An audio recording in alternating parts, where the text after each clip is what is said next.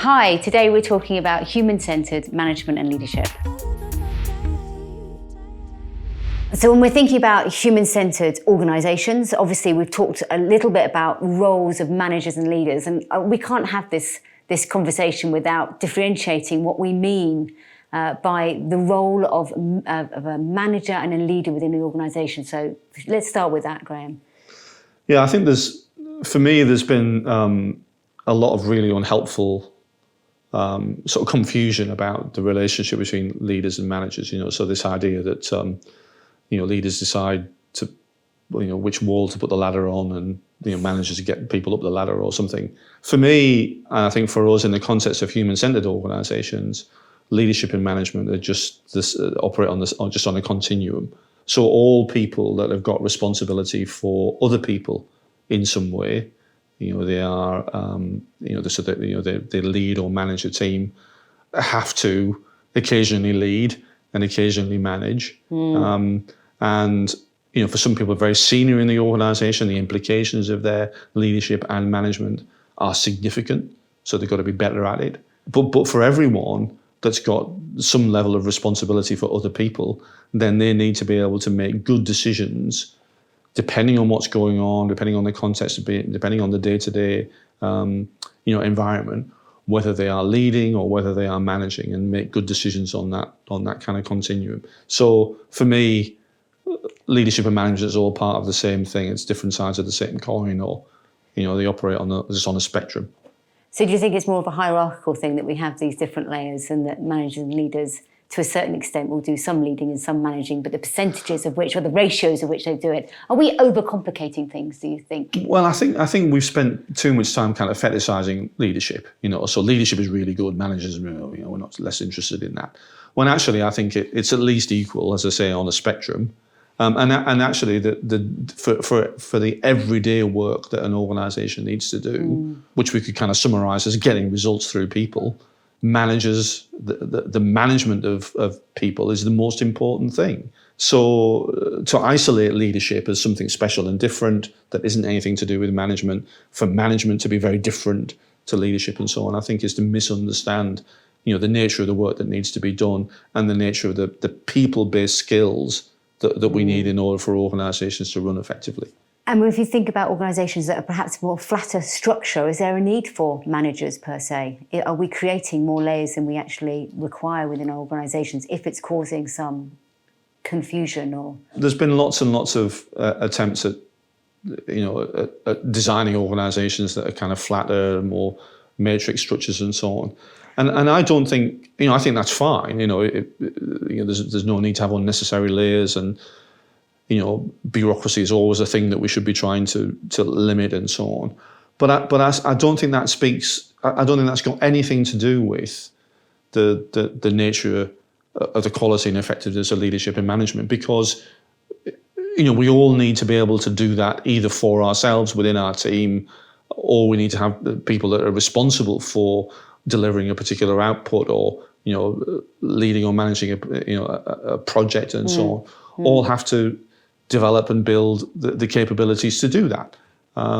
So I don't think there's anything where we're in a position where we're trying to drive leadership and management out of an organisational system. Wherever you've got people, you're always going to need some level of leadership and management, whether that's shared, whether it's a formal role, whether it's informal and so on. It still needs to happen, because work needs to be managed, people need to be led, and so on. They might not need to be led formally or at all times, but there's going to be moments when leadership is really required. And that's part of Impact's approach to leadership, is that we see leadership as a particular and special form of action, as opposed to a position in a hierarchy or a particular person and so on.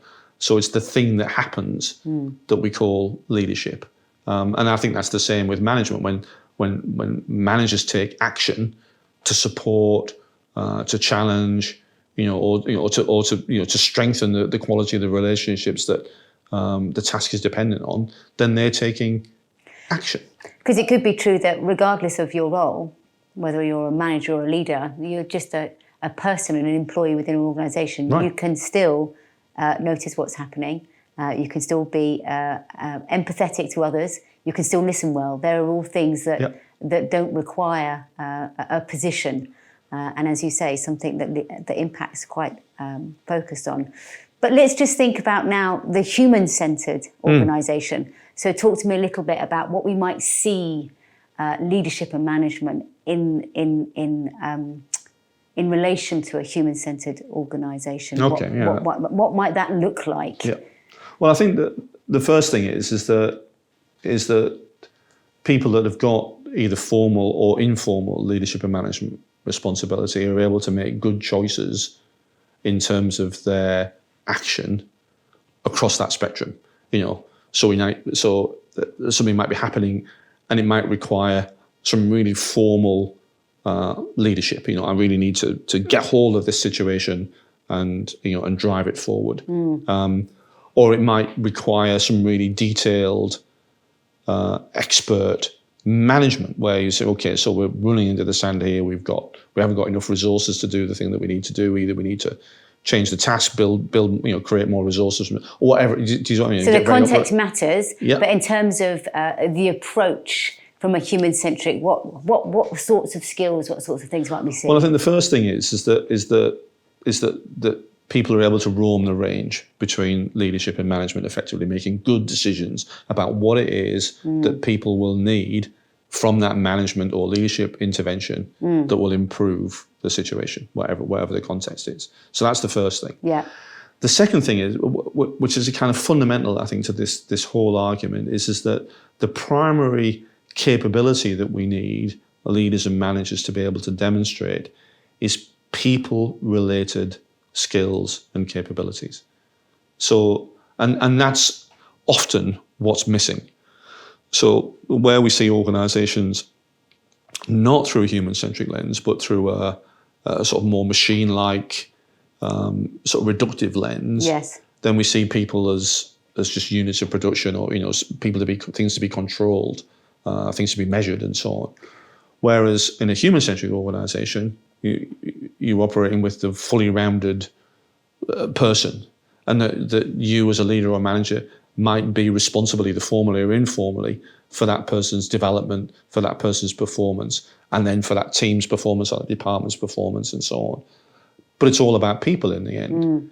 And so the things for me, Joe, about that separate leadership and management in a human-centric organization is that leaders and managers are essentially people. That's their expertise. That's what they're good at. They're good at getting results with and through others. And there's a number of different things that we've talked about in the paper that characterize what people-oriented leaders and managers have at their disposal. And so there are three. Okay. The first one is empathy. Absolutely crucial. You can't build relationships without empathy. That's to say, understanding who a person is, both personally and professionally. So you understand what they're trying to do with their career and their work in an organization. So you understand their kind of professional persona, but you also understand them personally, who they are as people, what makes them tick. Yeah. Because that enables you to build that relationship that's fundamental to taking leadership and management action. The second one is expert challenge. So there's enormous amount in this one. Yeah, I was going to say, expert, what does that mean? Well, I mean, throughout this whole thing, we're talking about expertise. We're talking about people-to-people expertise. And expertise is something that we need to talk about more of, more about in this kind of context. Because we just tend to dismiss the people-to-people stuff as if it's something that either you can do or you can't. Right, if it's not valued right within an organisation. But when it comes to expert challenge, then we need to move away from this idea that helping people to perform is just finding a balance between the right carrots and the right sticks or something. Very simplistic ideas of human motivation. Effective and expert challenge means helping people through empathy, through understanding who they are, to be able to frame something that's stretching, something that's going to move them forward, something that's going to provoke them to learn and to grow, to frame that in the appropriate context.